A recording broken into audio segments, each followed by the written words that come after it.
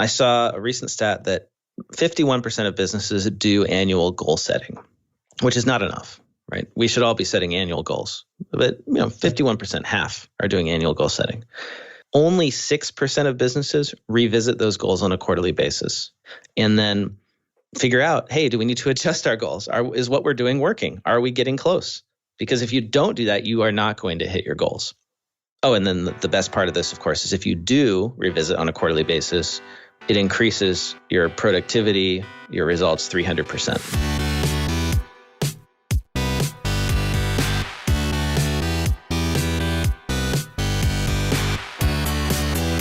You're listening to The Successful Bookkeeper with your host, Michael Palmer. Listen each week as inspiring guests share their secrets of success to help you increase your confidence, work smarter, and build a business you love.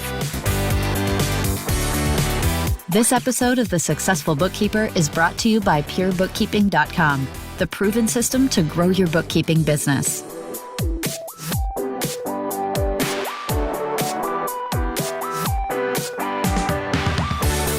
Welcome back to the Successful Bookkeeper Podcast. I'm your host, Michael Palmer, and today's show is going to be a fantastic one. Our guest is a CPA who specializes in cloud accounting technology. He's also the producer and co-host of a weekly news show called The Cloud Accounting Podcast. Blake, welcome to the show. Michael, thanks so much for having me. And it's great to reconnect with you after we saw each other in person at QuickBooks Connect in San Jose. That was a hoot, and thank you so much for having me as a guest on your show. I had a ton of fun with that and actually loved how great a job that both you and David did around it and are doing of it. It's making an incredible resource for accountants and bookkeepers literally all over the planet. So well done on that. Well, thank you. It's a testament to David's ability to get these events together. He handles the front of house kind of stuff like booking the events and getting the guests on. And I do the editing and the fun stuff. I consider it fun stuff on the back end. Cool. And it's a true partnership. We couldn't do it without each other. And it's really nice. Well, you know how hard it is. I think everybody listening knows how hard it is to work with a partner long term. Yes. We've been doing it for 2 years now and it seems to be working. So, if I can keep my marriage together and if I can keep my podcast together, then I'm set. You're set. You've obviously been given in life or learned through life some great relationship building and maintaining advice and learnings along the way, because it really is. A partnership is like a business partnership. Something like this is like a marriage. So you get to work on two at the same time. It's going to make you doubly good. That's right. And division of labor, very important, both in marriage and in business. Exactly. So if your wife ever complains about the time you're spending over there with David, you just say, look, I'm just over there working on how to be a better husband, husband and partner in this relationship, right? Yeah. Well, and occasionally she surprises me and listens to the show. Oh, wow. And so I have to be careful what I talk about from my personal life, right? Because she might be listening. I think she listens mostly to go to sleep. Right. But, yeah. She's not an accountant. She's not a bookkeeper. She started as a journalist and is in marketing. And so this is like when I have her edit my articles, I can tell her eyes are glazing over. Maybe I should do something to spice it up a little bit. Nice. Nice. Well, I'm sure she's listening just to hear your voice. Yeah, not that she hears that enough as it is. So. Nice. Well, before we get too far into this, I'd love for you to tell us a little bit more about you and your career journey leading up to this point so our listener can get a little bit of an idea of who you are. Yeah, well, my career makes total sense. I started as a music major in college, and I played the cello. And I started playing the cello when I was 10 years old and got really serious about it. I played in the honor orchestras in school. I was in the San Francisco Youth Symphony, which is like one of the best youth symphonies in the world. I went to Northwestern University to study cello, and that's pretty much all I did until I was 22. And then I realized after I graduated that, like a lot of people, I had thought that I wanted to do something, and then it turned out that was not my calling. I didn't enjoy the actual professional aspect of being a musician. I love studying music, but doing it, I wasn't cut out for that. So then I had my sort of quarter life crisis. And it was while I was trying to figure things out that I picked up bookkeeping. And that was just a day job. I would do flexible bookkeeping work. I've always been good with computers. I did some music technology recording in college. So, if you can master recording software, then QuickBooks isn't really that much of a leap, right? Especially on the bookkeeping side. I wasn't doing, anything complex with journal entries or whatnot at that time. So I started doing QuickBooks bookkeeping for a couple of small businesses, a tutoring company in particular.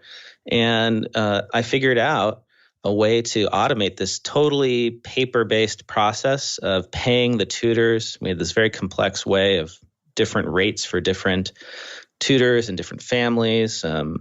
It actually made no sense as a business to be doing it that way, but that was the way the business owner liked to do it. And I figured out a way to actually make that happen in the software and get that out of paper. And that was my aha moment when I realized, I love systems, I love technology, and actually I like accounting. So I decided to go back to school. While I was in school, I started my bookkeeping business. We were one of the first Xero partners in the US. And that was really just by accident. Somebody called me up and said, hey, you want to try this new thing? And I said, hey, why not? I got the time. I'll try it. What's this cloud thing? Right? Let's see how it goes. And I ended up being the second US bookkeeper on Xero. And they just started sending me clients, right? Lots of people in the US needed Xero help. And I was the only person west of the Mississippi doing it. So I built up a cloud business doing bookkeeping with Xero, a big partner with them. We were a platinum partner. And I sold that to a CPA firm, got my own CPA. And then I decided, okay, I've done the online small business bookkeeping thing, but I'm a CPA now. I need to get real. I need to get serious. So I joined a large firm, 1,000 staff, 100 partners at the time, and I was working in an office with 200 people. I joined as a manager in their outsourced accounting department, and I wanted to learn, hey, how do the big boys do it? They don't know anything more than I did, right? They were making it up as they went too. So I spent about a year there. And then a little software company started up in my neighborhood called Flowcast that was doing close management software. So software as a service just for managing the month-end close. And I thought, wow, this is really nerdy and cool. And they were looking for somebody to help do product marketing for them. I didn't even know what that was at the time, but basically it just means I got paid to create educational content, webinars, and write articles about accounting.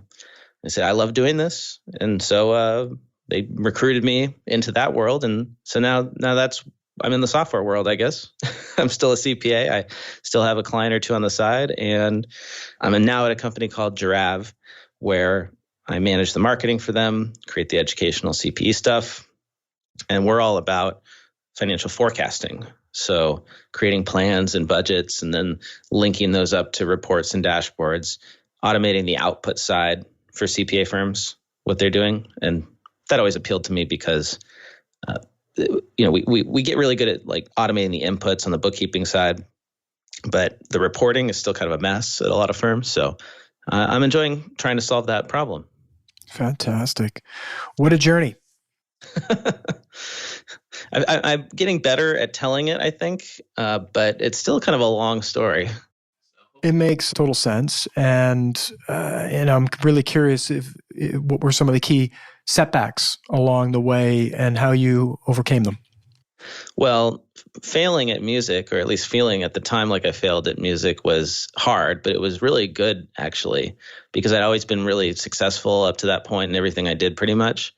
And I think failing, it forces you to look at your life again and say, hey, what do I really like? What do I want to do?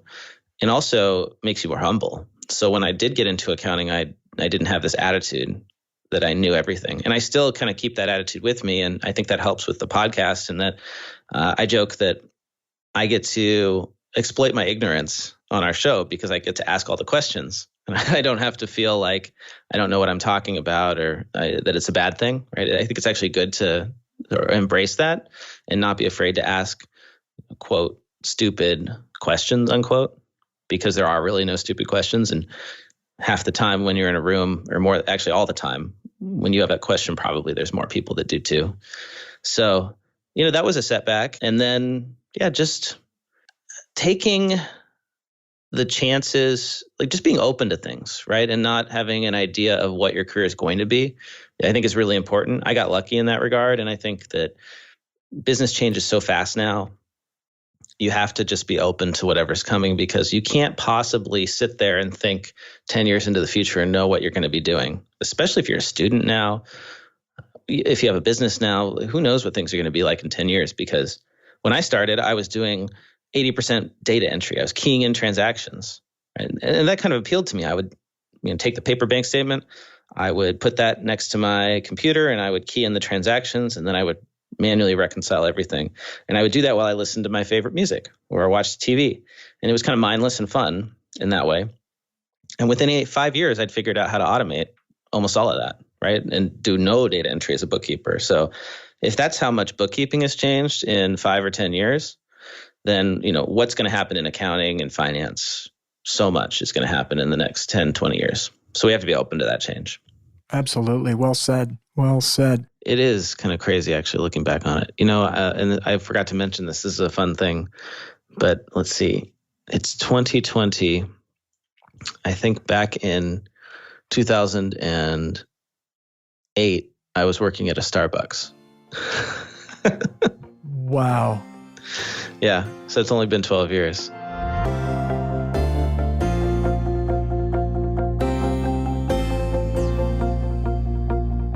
Remarkable how much can happen in 12 years. Right. And Starbucks, another company with great systems and process. It's really, actually, and it's funny, the training that I received was terrible.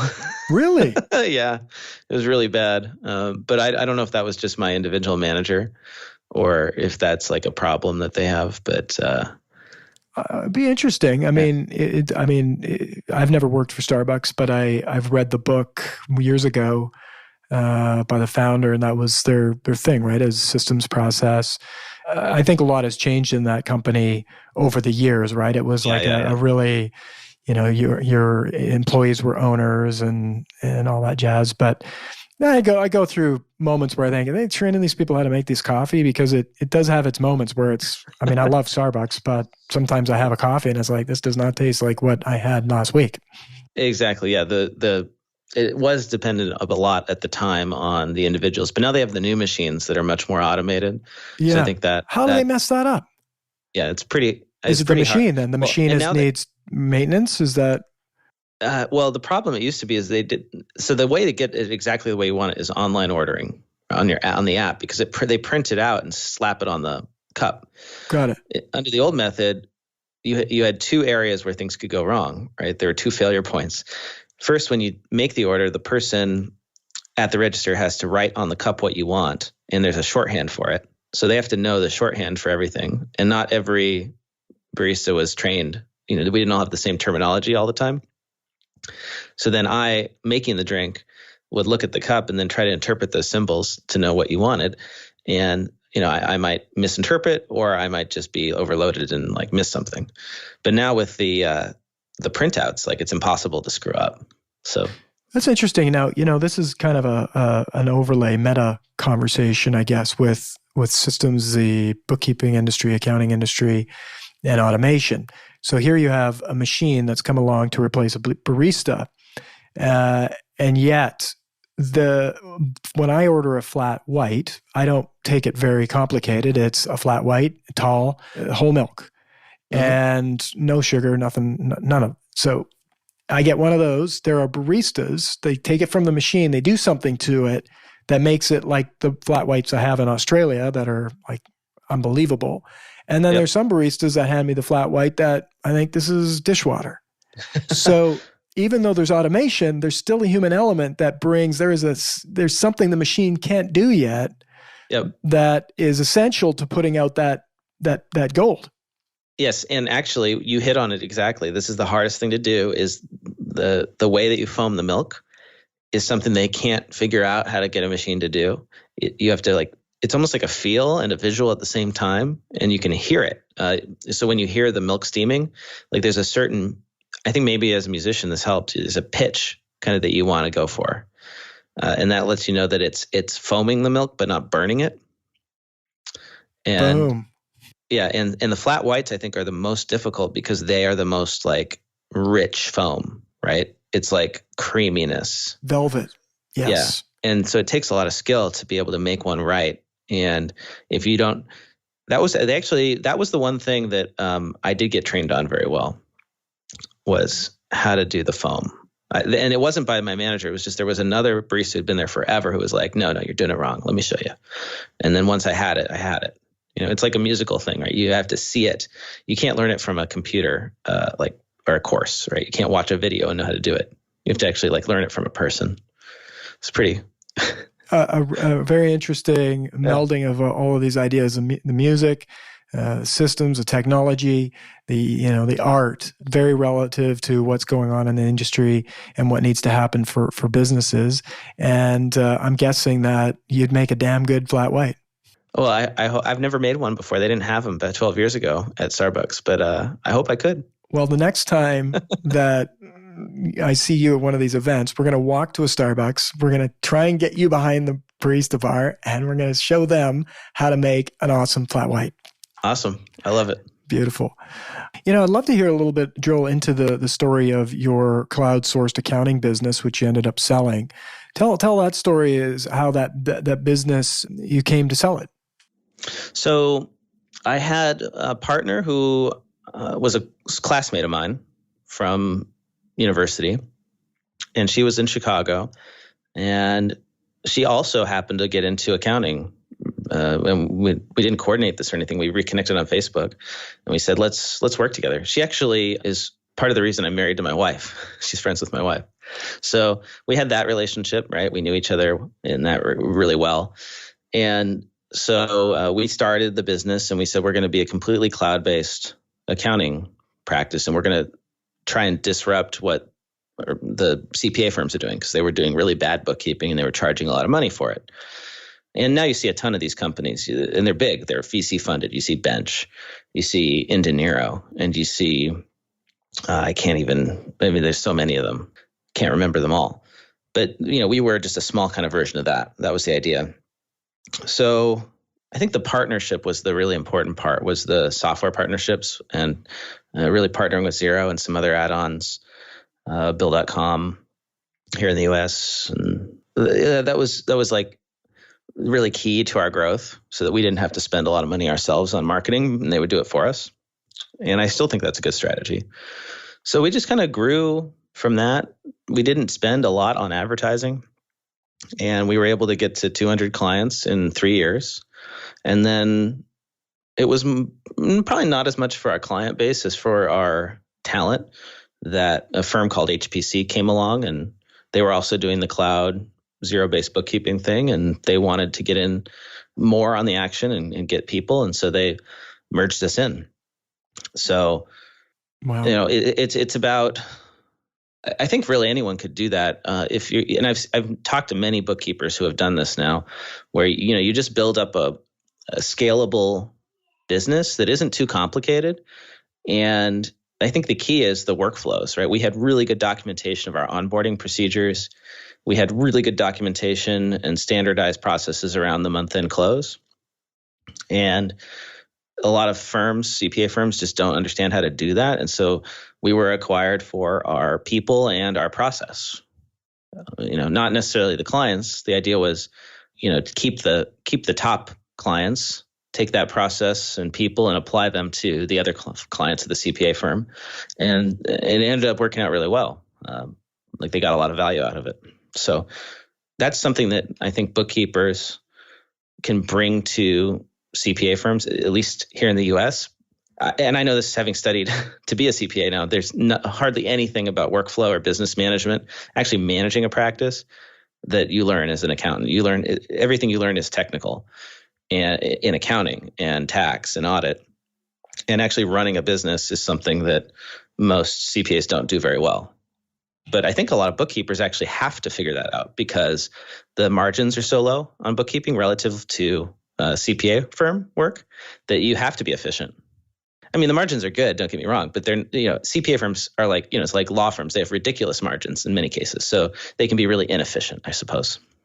Interesting take on that, and definitely not uncommon in in the professional world, doctors, lawyers, they're trained to do their trade, if you will, their profession.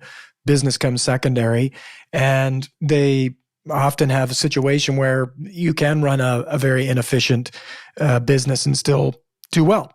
And so it's an interesting take.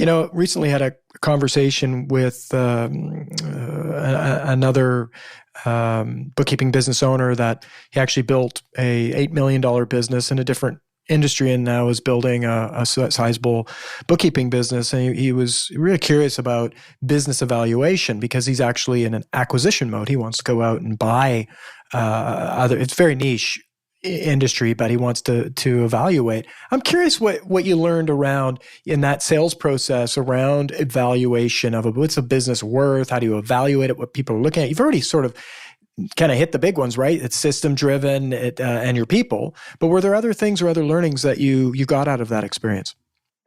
Learnings out of the sale or the merger? Yes. One thing that we did really well, I've made a lot of mistakes, but I've also done a few things right. And the one thing I tell everybody to do when it comes to merging in your firm or selling your firm is have an exit clause for if it's a merger. So the way we did it is we valued the two firms based on recurring revenue. So relative valuation, right? And just one times, because it was a merger, it wasn't a sale. Mm-hmm. And so we had, therefore, it was easy to compute ownership percentages, right? I had my ownership percentage of cloud-sourced accounting with my partner, and that converted into a percentage into the larger firm. And we also had to answer the question, what would happen if it didn't work out? What if I wanted to leave? Which I ultimately did. So it's a good thing we figured this out. And we said, okay, well, if Blake leaves within, I don't remember how many years it was. I think I had like a year to decide. So if I left within 1 year, and I should preface this by saying that my partner, Maria, took a buyout immediately. So she basically sold her interest, and we valued that at just 1 time's earnings. We thought that was fair, right? There were some arguments why the firm could have been worth maybe 1.25, maybe even 1.5, I suppose. But they already had good branding. They weren't going to take our branding. We knew that we had to shed clients. So ultimately, we agreed to just settle on 1, which is kind of standard. So she took a buyout. I became a partner in the firm, or an owner. I had a minority owner. And within 1 year, if I left, I could take the same deal that Maria got and take a buyout. And it had the standard deal where it was, I think, 4 payments over 4 or 5 years. And there was a provision to reduce the payments if we lost clients below a certain threshold, right? If revenue decreased from the cloud-sourced accounting clients, that was the name of our firm, below a certain threshold within that time, but the payments couldn't be reduced until after 2 or 3 years had passed. So we all felt comfortable that there was going to be a floor on the value of the firm. So we were going to get a guaranteed payout of X, and so somewhere between this lower floor and this upper. And it worked out great. Everybody was happy in the end, which doesn't happen every time in a CPA firm merger. I know this can be a lot of acrimony. People feel like they didn't get what they were promised, and I was very happy. Well done.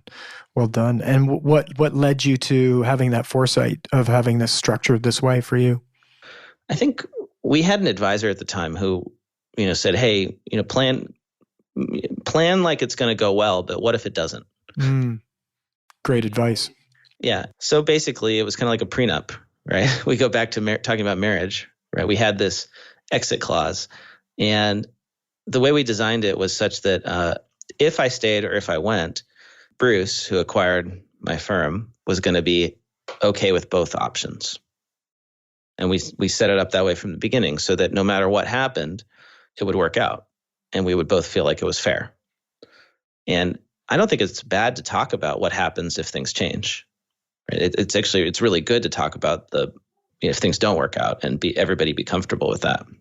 Absolutely. It makes things a lot more transparent and clear. Yeah. So have that contingency plan, have that ready to go. And And that way, if you need to pull the trigger, you can, and there's no hard feelings, and everybody's happy. And by the way, his firm, it was small. When we combined, we were 25 people. A year or two ago, they merged with Aprio here in the U.S. in Atlanta, which is like a top 50 accounting firm. So, wow. So now by the transitive law of accounting firm mergers, I get to say that I was a partner in a top 50 accounting firm. I don't know if that's kind of a stretch, but hey, it's there, right? You write the history books. Yeah, there we go. Right. I'll keep them on my LinkedIn until somebody calls me out on it. There you go. That's great.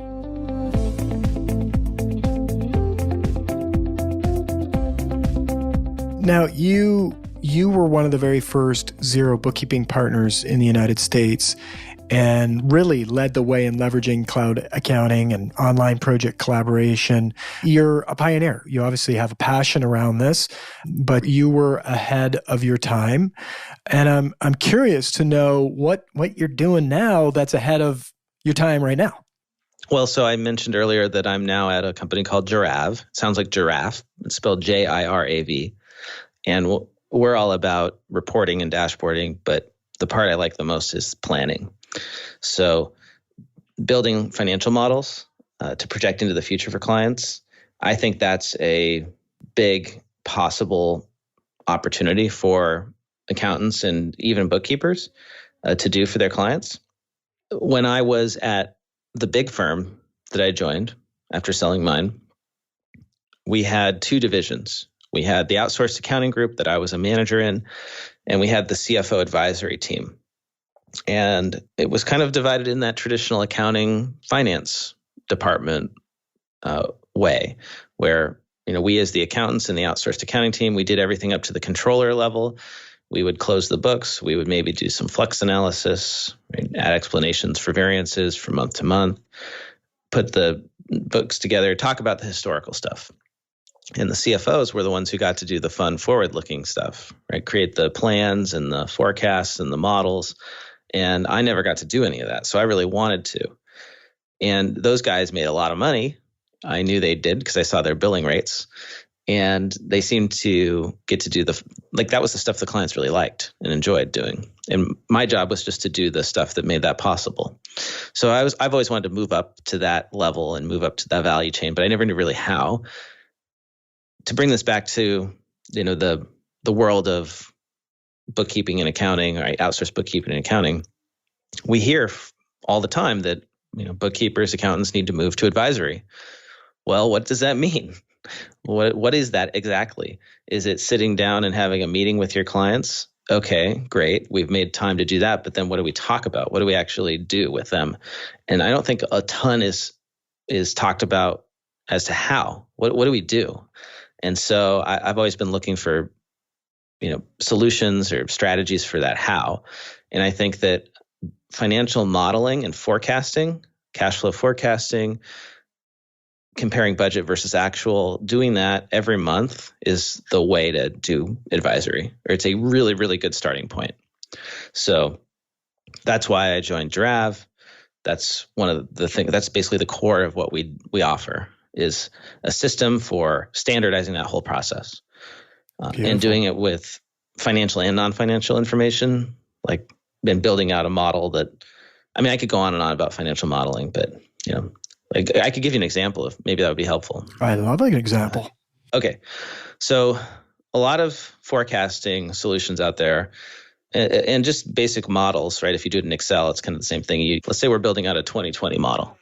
So typically you start with a 12-month history. You take your past 12 months of data, right? And let's say it's a P&L, and you apply some sort of growth percentage to it. Say next year, we're going to grow revenue by 10%.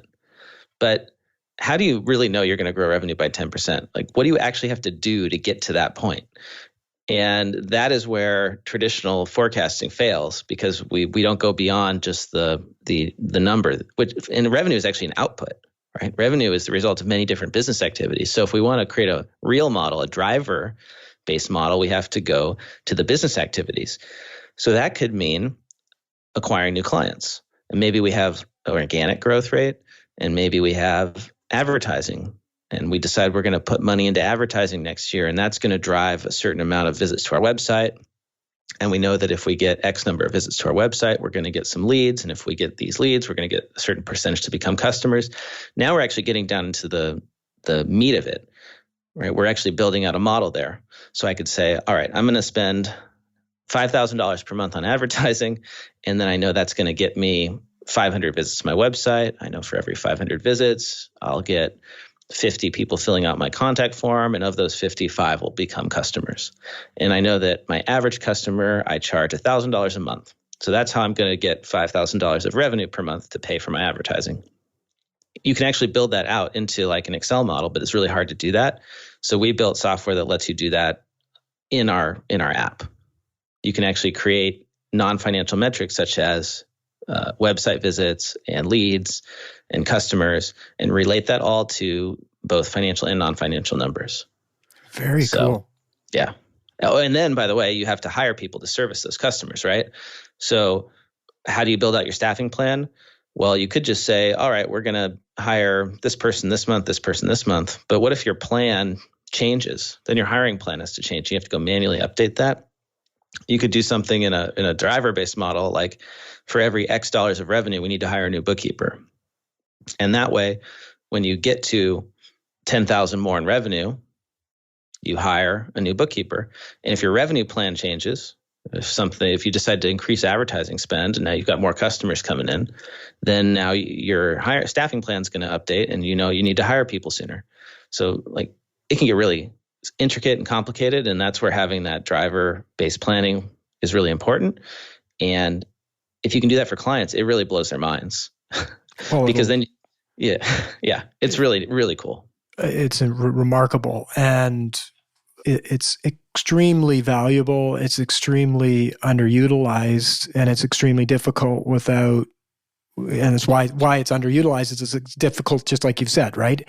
There's a lot of thinking that goes into this. It's probably a different type of mindset than what the traditional founder or business owner has. And so you're bringing together software that will help facilitate it, make it easier, make it more accessible. But as well, you still need those people to help put that tool together, which is the opportunity for accountants and bookkeepers. Well, and here's the secret I'm going to tell you that the CFOs, the Excel wizards don't want you to know.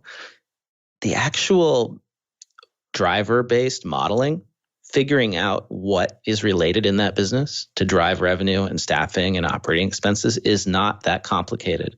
Most businesses are pretty simple when you dig down into it. It may take time and many conversations to figure out exactly what drives those numbers, but in the end, you can figure it out. And anyone can do it. I think bookkeepers can do it. Accountants can do it. You don't have to be some finance wizard to do it.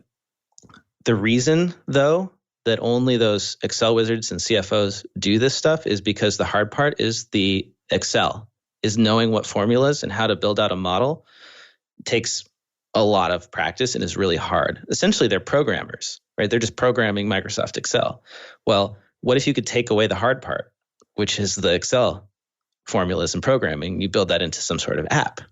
And that's the thing that we can now abstract, that we can make easier, the same way that we have made, in a lot of ways, bookkeeping a lot more automated.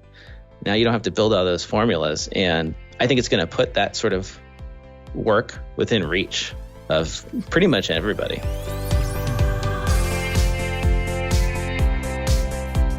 Amazing tools out there, and this is one example of that. And I think you'll have many listeners going and checking out Jirav, and that's Jirav. It's not giraffe, as I was pronouncing it earlier. It's Jirav, but very cool. And it's and a perspective of you're someone who's a pioneer. You have a gift likely of seeing what's coming. You maybe don't even realize it, but you have a gift of seeing what's coming and what the landscape is looking at. And what a gift for our listener to hear and get a window into what you're seeing for the future. Well, thanks. I hope that I get it right. past performance is not a guarantee of future success.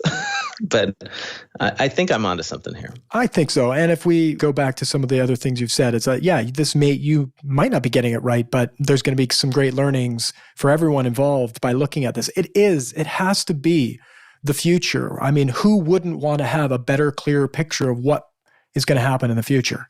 And so the better we can do that, the easier we can make that for businesses, the better they can be run, the better decisions that can be made, the more efficiencies that can happen.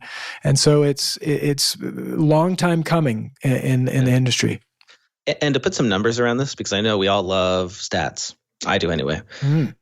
I saw a recent stat that 51% of businesses do annual goal setting, which is not enough. Right? We should all be setting annual goals, but 51%, half, are doing annual goal setting. Only 6% of businesses revisit those goals on a quarterly basis. So there's an opportunity right there for us, is to help those businesses. First of all, the ones who aren't setting goals, help them do that. And the ones who are setting goals, help them revisit on at least a quarterly basis, and then figure out, hey, do we need to adjust our goals? Is what we're doing working? Are we getting close? Because if you don't do that, you are not going to hit your goals. And that's what happens most of the time. Goal setting is a pointless exercise because nobody revisits until next year. And by then it's too late to do anything about it. So, and then the best part of this, of course, is if you do revisit on a quarterly basis, it increases your productivity, your results 300%. Wow. Yeah. 51% of businesses plan and have goals. 6% of those revisit. And those that do revisit those goals on a quarterly basis have an increase of 300% in their productivity and performance. Incredible.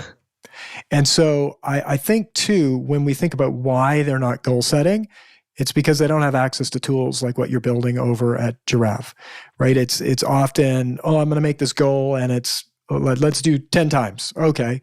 Well, how, why, how are we going to get there? What are the factors? What are the things? What do I need to do today that's going to move the needle towards 10? That takes some thinking and time. And with tools like Giraffe, it sounds like it makes it more clear for somebody to actually action those, which is the exciting piece, is that your products like yours, and I'm sure others out in the marketplace in different parts of the business, enable people to have a different relationship to doing the planning. It's like if you have this great tool and you can do some planning and you can see the results and get that gratification of doing the planning, getting the results, more will do it. Yep. And this is from a Deloitte survey too, by the way. So, we're talking about businesses, probably larger businesses in this survey, but I imagine the stats are probably worse for small businesses. I would imagine so. Yeah. Yeah. And it's, we all know as human beings, we know, like you plan something out, it creates a different outcome, right? It's that simple. Like if we're just going to go out, well, what are we going to do tonight as a family? We'll just go out the door. And that's going to go a certain way. And maybe you'll luck out and have some serendipitous, great experience, adventure.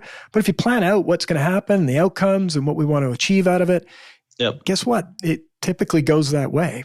And I want to add one thing to this discussion, which is I'm kind of using the term financial modeling and planning. Another way to think about this is just budgeting, right? Helping your clients create a budget. The plan and the forecast is what ultimately becomes the budget, ideally. And then comparing budget versus actual, that's how you get to that goal. Right? Your budget is your goal, and then you have to revisit it at least quarterly in order to get where you want to go. So. Remarkable. It's exciting. Can't wait to hear more about Giraffe and also some of the other things you're seeing in the marketplace. I know for sure we'll have you back, Blake, to talk about your journey and what you've been up to. And there's a whole host of questions that I didn't even get to in this episode. And so on behalf of our listeners, I want to thank you for generously giving us your knowledge, your experiences, and also your view into the future. Very valuable. Happy to come back anytime. Thanks so much for having me, Michael. Beautiful. It was all our pleasure. And with that, we wrap another episode of the Successful Bookkeeper Podcast. To learn more about today's wonderful guest and to get access to all sorts of valuable free business building resources, you can go to thesuccessfulbookkeeper.com. Until next time, goodbye.